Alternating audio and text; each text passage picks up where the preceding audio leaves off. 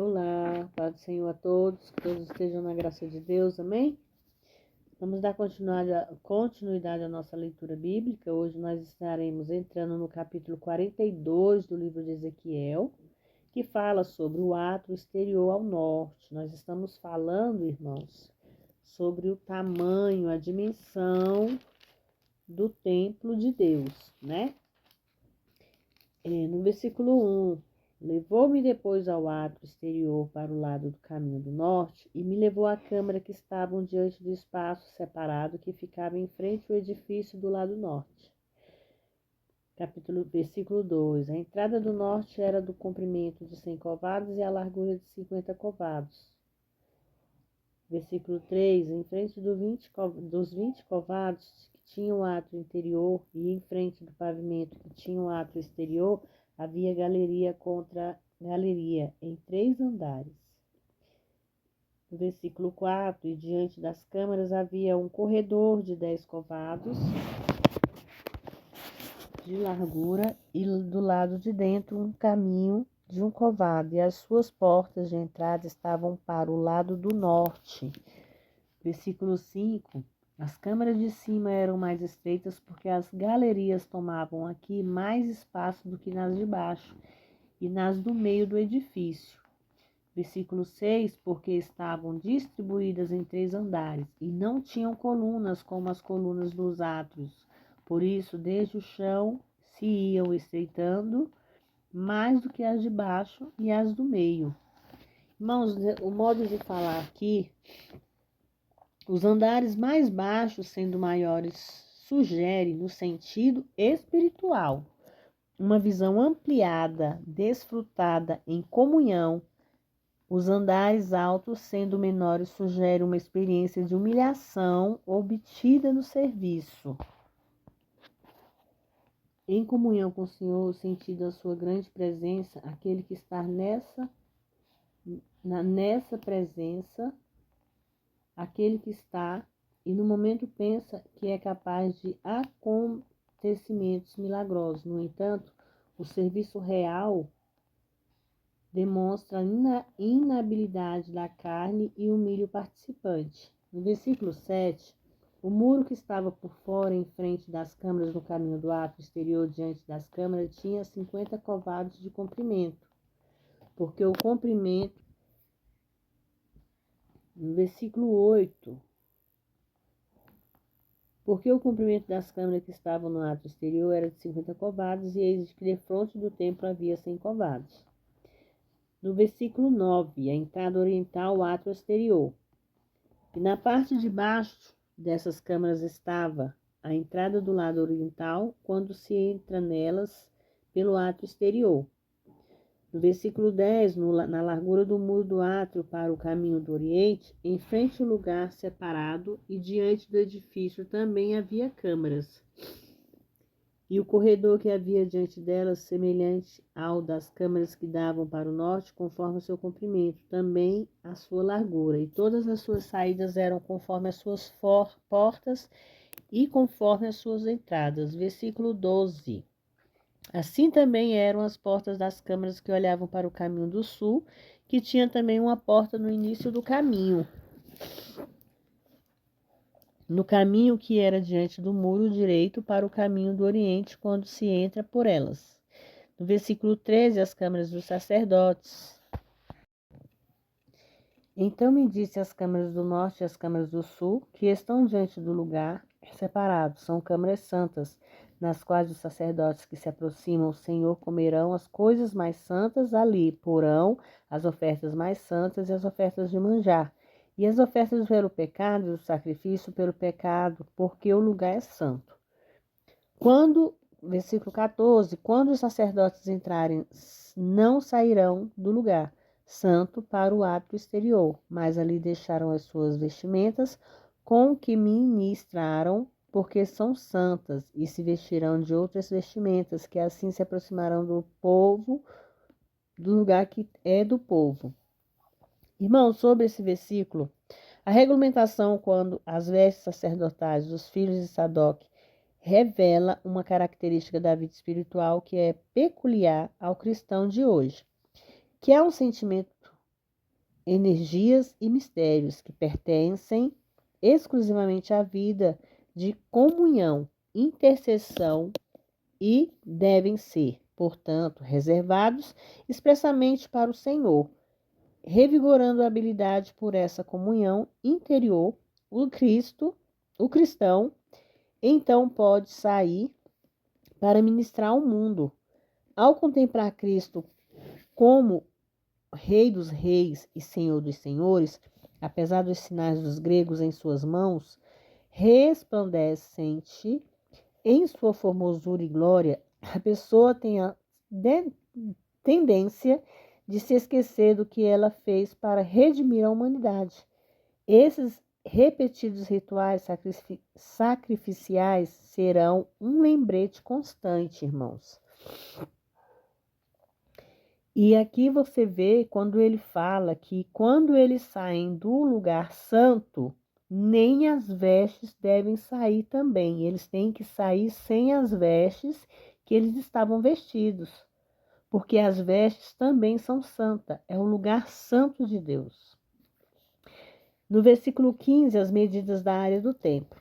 E logo que acabou de medir a casa interior, me fez sair pelo caminho da porta, que olha para o caminho do oriente, e mediu um redor. Assim como o Senhor mede as dimensões do templo do reino, do mesmo modo ele mede o governo, a operação e o serviço da sua igreja. Como as suas medidas são exatas para o templo futuro, do mesmo modo são exatas para a sua igreja. Versículo 16. Mediu o lado oriental com a cana de medir, 500 canas de medir ao redor. Mediu o lado do norte, 500 canas de medir ao redor. Versículo 18. Mediu ao lado do sul, 500 canas de medir. No versículo 19, rodeou para o lado do ocidente e mediu 500 canas de medir. Isso é chamado o átrio mais externo, irmãos, ou lugar profano, que poderia ser usado pelas pessoas que estavam se dirigindo ao santuário. No versículo 20, mediu pelos 4 lados e havia muro ao redor de 500 canas de comprimento e 500 de largura, para fazer separação entre o santuário e o lugar profano. Os santuários dados por inspiração a Moisés e a Davi foram construídos e, desse modo, irmãos, colocados de modo visível diante dos olhos de Israel, irmãos. O santuário dado da visão de Ezequiel está para ser construído, mas os seus detalhes são revelados por escrito, como testemunho e instrução para Israel.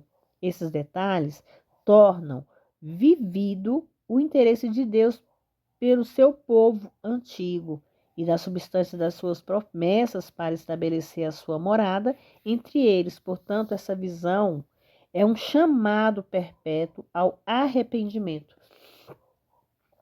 Quando o anjo veio e trouxe a ele para que ele fosse levado ao Monte Santo, o monte mais alto, para ver, como seria construído o templo, a medição, a largura. Isso seria um templo santo para Deus. E nesse templo a pessoa não pode entrar de qualquer maneira. A pessoa também tem que ser santa, a pessoa também tem que estar com veste santa e consagrado em Deus. Assim somos nós hoje, irmãos. Nós não podemos ir até a presença de Deus de qualquer maneira. Nós não podemos falar com Deus de qualquer maneira, entrar na casa do Senhor de qualquer maneira, porque o local é santo, a terra é santa. Quando Deus fala, quando Deus chama, quando Deus quer falar, Deus procura fazer com que nós possamos enxergar que nós estamos em direção a um lugar sagrado. É o momento de estar na presença de Deus, é o momento de estar no lugar santo, é o momento de falar, é o momento de honrar a Deus. Então, nesses versículos restantes de Ezequiel que nós vamos fazer a leitura, irmãos, vai falar muito sobre essas medições, essas larguras, né? Que hoje nós estamos no capítulo 42, que no primeiro versículo do capítulo 42 é falado sobre a expansão do templo, já foi contemplada, e Ezequiel agora é levado por Cristo para fora, para o átrio exterior. Quer dizer, por dentro, Ezequiel já tinha a visão de tudo que Deus estaria fazendo. Agora ele foi para o átrio exterior, para fora do templo, que ali ele vai ver o comprimento, os metros, a largura, o edifício, né? O que contém, sobre as câmaras dos sacerdotes, sobre a entrada, que é do átrio exterior, do átrio interior, as medidas na área do templo, as câmaras dos sacerdotes. Então, ali foi uma revelação, aquele sacerdote, para ele saber tudo sobre o templo sagrado de Deus. Agora vocês imaginem o que Deus pode fazer em nossas vidas. Perdão, irmãos, que eu estou um pouco gripada. Para que nós possamos entender a nossa importância na vida dele, na presença dele. Então, que essa leitura bíblica venha fazer com que vocês entendam que em cada palavra, em cada versículo aqui, Deus está falando com cada um de nós. E que nós possamos ter o discernimento, o entendimento, a sabedoria para entender as palavras de Deus. Esse livro de Ezequiel, que eu estou fazendo a leitura bíblica, irmãos, ele mexe assim muito comigo. Eu me sinto assim, eu me sinto até importante para mim, entendeu, irmãos? Para mim, que eu acho muito bonito. Aqui quando Deus pegou Ezequiel e levou ao Monte Santo, né? Ele levou ao alto monte ali para mostrar a ele o templo, mostrar a construção, mostrar o que era feito, mostrar a medição.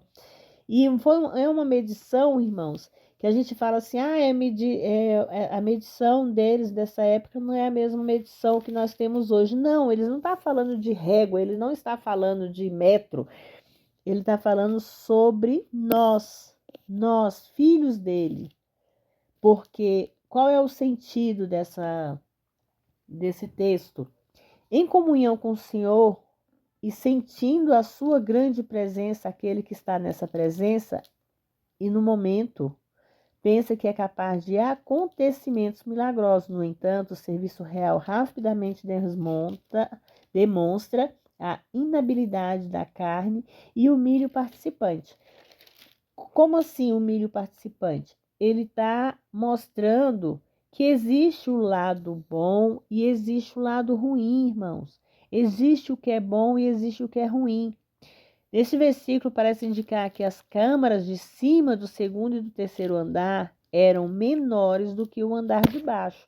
Quer dizer, cada vez que subia, os andares se tornavam menores.